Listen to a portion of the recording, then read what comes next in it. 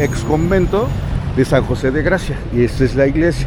Como podemos darnos cuenta, su atrio es bastante grande, y lo que te decía de las balaustradas, esos elementos que están ahí, son bastante característicos, son como los que tiene la Catedral Metropolitana en la parte superior, y eso es muy interesante, porque el personaje que diseña esta iglesia, junto con el ex convento, es el mismo personaje que le da el último toque, la última característica de la Catedral Metropolitana. La apariencia que tiene actualmente la Catedral Metropolitana en la Ciudad de México se lo da a este individuo que se llama Manuel Tolsá.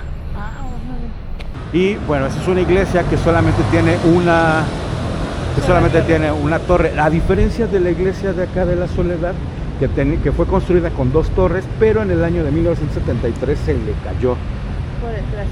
Se cayó por el terremoto. Entonces, bueno, vamos a entrar a esta iglesia, una iglesia magnífica, además, importantísima, además impresionante. Mira la herrería, acá arriba la herrería tiene la fecha, bueno, dice San José, y hay una, no vemos la fecha porque hay una bocina que se emplea para la misa, pero dice 1959. Es el cordón de San Francisco.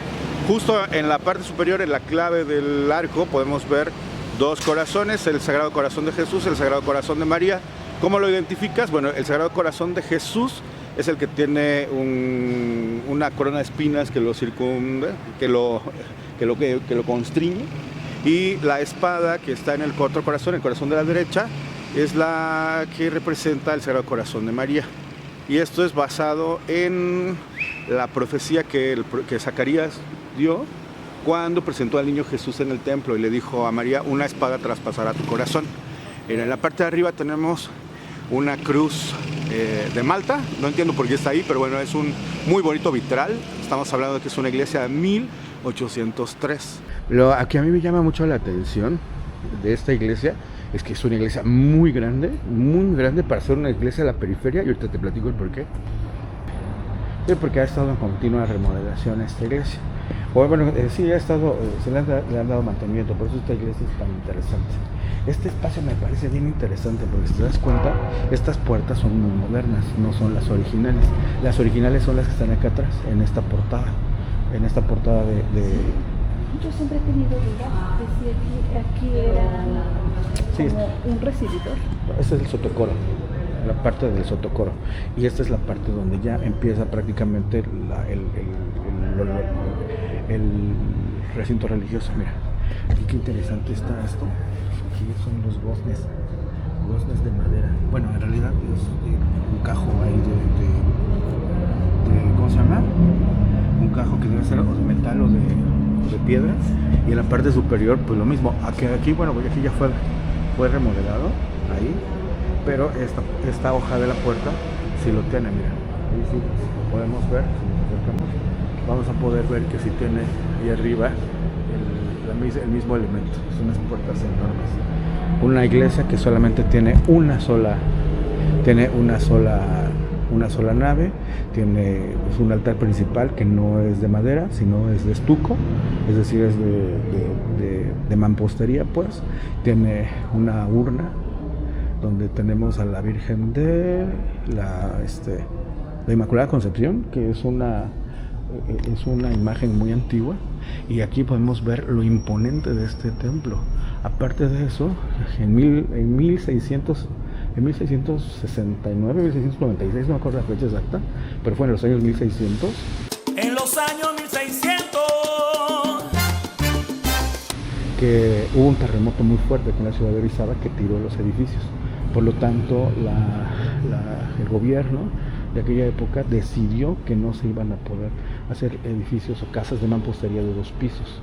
Entonces podemos ver cómo esa situación influyó en la construcción de esta iglesia, al grado que, mira, tenemos unos basamentos, o tenemos esas columnas enormes, muy gruesas, muy robustas, que sostienen el peso de toda esta columnata, que a su vez es la que tiene la cubierta de esta nave principal, que es solamente una nave. Es decir, este espacio donde hay bancas se llama nave. Y bueno, esta es una iglesia pues bastante importante. El altar principal pues está recubierta de oro, y aquí adelante vamos a ver, vamos a entrar no me gusta entrar por el pasillo principal.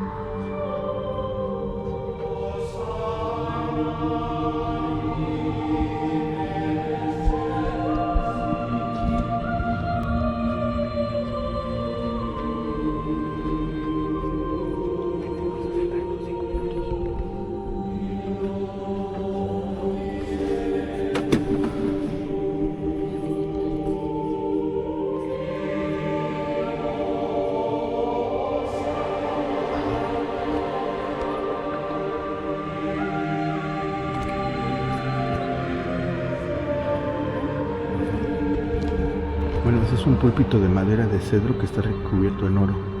Y el altar mayor, si te das cuenta, es muy interesante porque tiene una especie de vitrina donde está la Inmaculada Concepción de María. Es una imagen muy antigua, está en 3 niveles. Fíjate, abajo está la Inmaculada Concepción de María, arriba está creo que San José, y hasta arriba está Jesús, y arriba la Trinidad. Hasta arriba está la Trinidad. Mira, esas grandes arañas, bueno, así se llaman esas lámparas, se llaman arañas. Y bueno, pues esta iglesia tiene muchos, pero muchos frescos. Bueno, no sé, son murales. Allá están, pues, aquí está San Pascual Bailón, San Bernardino de Siena, están rezando. Mira, ese es un púlpito de madera. Y allá junto tenemos un ambón también de madera. Este fue donado por una familia muy piadosa de la iglesia y muy rica aquí en Orizaba, y fue donado un 12 de diciembre, no me acuerdo el año. Y también del otro lado podemos ver un ambón también de mármol de Carrara. Y bueno, pues toda la iglesia está pues adornada con muchos murales. A mí me gustan mucho los murales que tiene porque pues representan a personas de la Orden de San Francisco que fueron importantes. Y pues bueno, allá está la capilla del Santísimo, que no vamos a entrar por respeto, pero ya entramos cuando estaba vacía.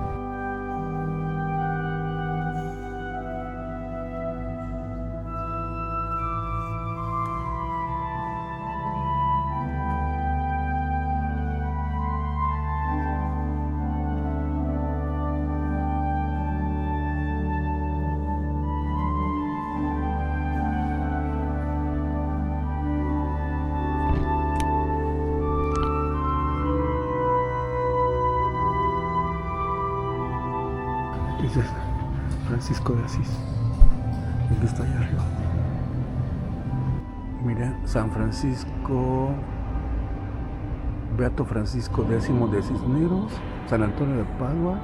Hoy no veo quiénes son los otros 4. Qué bonita está esta araña que está aquí. Es una iglesia que tiene 3 capillas, fíjate. 3 capillas. Uh-huh. Su bautisterio también es de mármol de Carrara. Allá arriba tenemos un mural que representa a Hernán Cortés y a unos franciscanos. Recordemos que cuando Cortés llega a Veracruz en 1519 ya trae un franciscano en la tripulación. O en 1521, cuando toma la Gran Tenochtitlan, le escribe al rey y le pide franciscanos. El rey le manda 3 franciscanos que realmente desconozco qué pasó con ellos. Y ya al final en 1524 llegan 12 franciscanos, que son los que ahí están representados y que fundan la iglesia o capilla del Rosario que está en la antigua Veracruz. Y es que Hernán Cortés tenía mucho apego por los franciscanos. Tengo entendido que él era muy devoto o sea que él recibió algo de los franciscanos en el pueblo donde él nació, en Extremadura, España. Entonces esta iglesia, a pesar de ser una iglesia tardía, es decir, fue construida en 1803, es una iglesia que se construye en un periodo de transición. Bueno, no solamente la iglesia, sino todo el complejo arquitectónico se construye antes de la independencia, termina de construirse después de la independencia, y cuando se termina de construir entra en vigor la expulsión de los ciudadanos españoles y ya no hay tanto monje aquí porque no había tanto monje mexicano. Aunque curiosamente sí hubo monjes franciscanos mexicanos que pasaron a la historia. Uno de ellos fue no sé si se llama San todavía, pero Felipe de Jesús es uno de ellos. El otro que también fue que incluso está en Puebla, que lo vimos a ver, Sebastián de Aparicio, que si eras tú, no te confundí. ¿No eras tú? ¡No!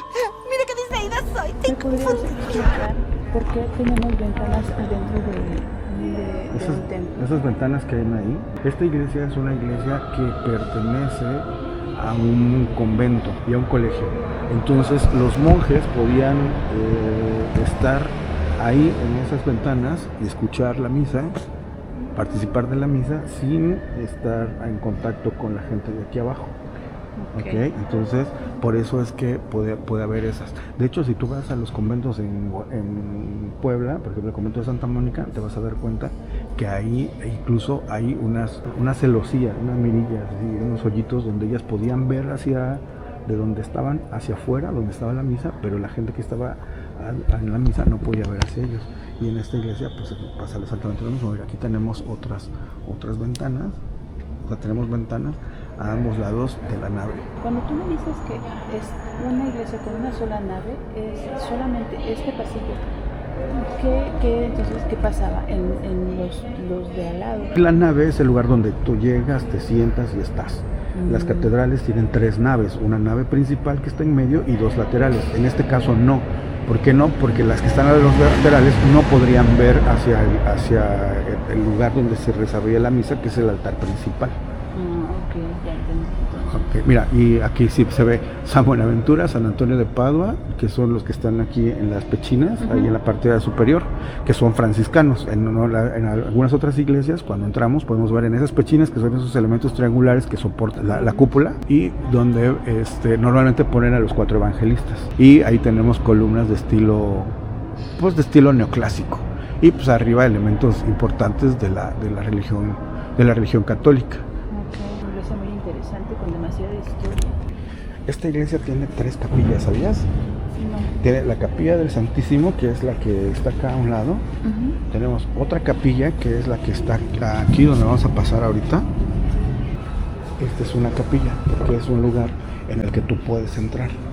La capilla si mal no recuerdo, la capilla de la Santísima Trinidad.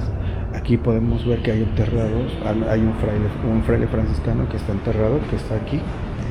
Bueno, aquí está, lo enterraron en 1989. Y de este lado tenemos un recordatorio del beato San Sebastián de Aparicio. Se venera en San Francisco, en San Francisco Puebla. Y podemos verlo, ahí está representado con una carreta y unos animales ahí de carga. Él fue carretonero, él fue arriero y después se convirtió en monje y ahora es el protector de los choferes, curiosamente. Y pues bueno, esta es una capilla. Entonces, una capilla, allá enfrente tenemos otra capilla donde está Jesús, no sé si Exeomo o Jesús de la Columna, desconozco, y la capilla que teníamos allá, que es la capilla del Santísimo. Y pues mira, el tamaño de los basamentos, el tamaño de los muros, así enormes, gruesísimos, para soportar los terremotos. En 1973 hubo otro terremoto, que también estuvo pues bastante fuerte, ¿no? Cuidado. Te decía, este complejo lo construyó Manuel Tolsa, bueno, lo diseñó Manuel Tolsa, él fue el que hizo los planos. Curiosamente, en los planos se marcan los túneles de la ciudad de Orizaba. De hecho, te iba yo a preguntar de esa situación, porque ya en unas pláticas con amigos me habías comentado que tú tuviste un compañero que vivió aquí en el convento. En el convento. Sí. Y que solamente una vez te comentó que si querías entrar a uno, pero por alguna extraña razón no entraron. Ya no entramos. Entonces, a mí sí me gustaría saber cuál es tu opinión, ¿qué sabes tú de todo eso? Bueno, lo que sucede, como ya les había platicado, en la iglesia o el convento empieza a construirse antes de la guerra de independencia, del movimiento de independencia. Tenía que construirse después del movimiento de independencia y casi cuando empieza a funcionar como convento, entra en vigor la ley de la expulsión de los ciudadanos españoles o de los súbditos de la corona, de la monarquía española, y lo sacan. Y la mayoría de los monjes que había aquí eran monjes españoles. Entonces, este convento prácticamente quedó vacío, quedó desierto, y con toda esa revuelta que hubo, guerras y contraguerras, o sea, que hubo revuelta y contrarrevuelta, y guerra y independencia y todo el rollo, resulta que este convento pasó a hacer muchas cosas, pasó a ser hospital, pasó a ser cárcel, pasó a ser, incluso ocuparon los franceses en la época de la intervención francesa como cuartel, y también fue una vivienda, bueno, fueron un multifamiliar, era un patio de vecindad. Después de la promulgación de las leyes de reforma con Benito Juárez y la enajenación de los bienes eclesiásticos, entonces pasa a ser propiedad del Estado y llega gente y se pone a vivir ahí. Lo que sucede es que yo tuve un compañero en el bachillerato que vivía ahí en el convento, acá atrás, y pues hay entradas a los túneles. Es cierto que sí los hay, porque en el plan original de Manuel Tolsá hay planos.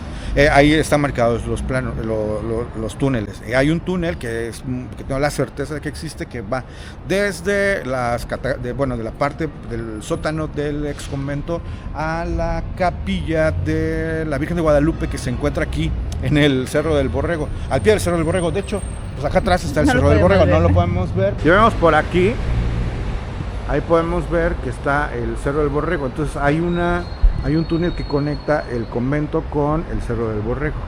Y sabemos que hay otros túneles porque hace algunos años, no me acuerdo cuántos, se colapsó uno de los túneles en una escuela primaria, que es la primaria Orizaba, junto a la iglesia de los Dolores, me parece que se llama esa iglesia, y evidentemente sí hay esos túneles. Que se dice que como ha habido cosas ahí raras dentro de los túneles, como sacrificios, hay restos humanos, también que hay metales preciosos, que hay cosas ahí que han sucedido.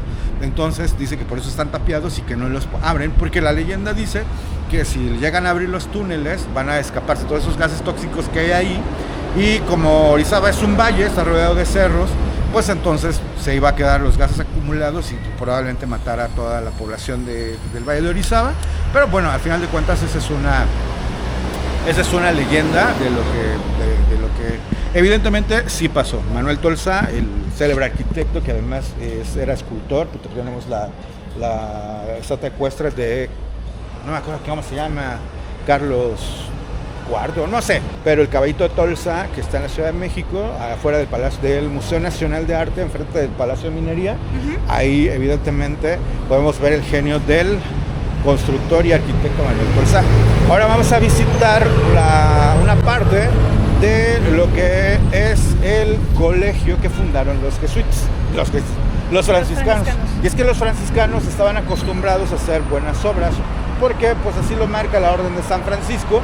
Y también es muy interesante porque ellos, cuando llegaron a México, o a lo que sería la Nueva España, ellos llegaron buscando enterarse de cómo vivían los indígenas, cómo pensaban los indígenas y cómo hablaban. De hecho, ellos aprendieron el idioma de los aztecas.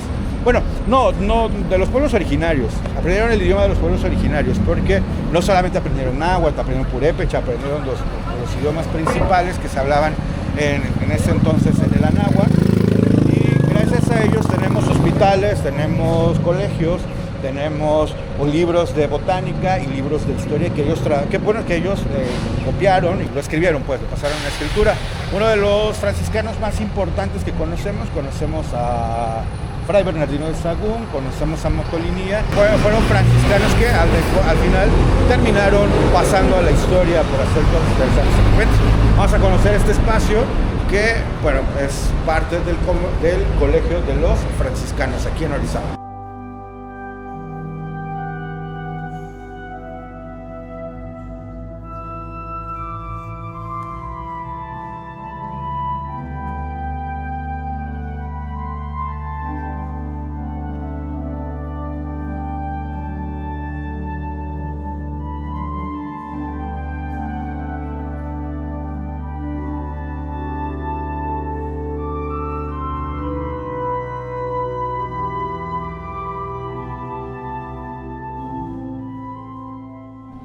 Mira, un gato. Muy raro ese gato. Muy chifus. Gatito. Ahí no lo veo. No lo logro enfocar.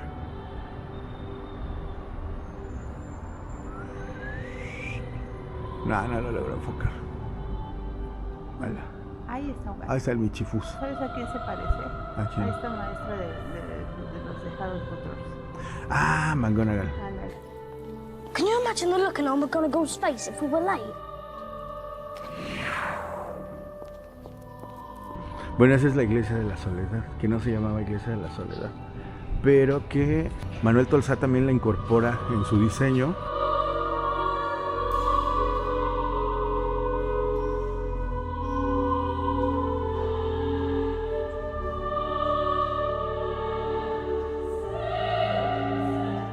Era un colegio y también convento. Allá arriba también había más casas, como más No, es que aquí la parte es lo que es el ex convento de San José. Este es como el primer claustro. Yo me imagino que esta era para la parte como del, ¿cómo se llama? Del colegio. Ajá. Y allá pues la parte donde vivían los monjes, donde hacían su vida conventual. Y esa es como la parte que no era del todo de todo religiosos, quizá. Muy interesante, muy interesante. Mira, esa bóveda catalana, ahí se llama. Y se ve que es de reciente, cosa que no es tan antigua, porque tiene estructura metálica y la bóveda con ese tipo de ladrillado. Muy interesante, además, ¿no? Pero pues recordemos que esta es una construcción nueva del año, o sea, los años 1800. Mientras que esta iglesia sí fue construida en los años 1763, la iglesia de la Soledad, que no se llama iglesia de la Soledad, ¿eh? ¿No sabías eso? Pues no sabía. No, se llamaba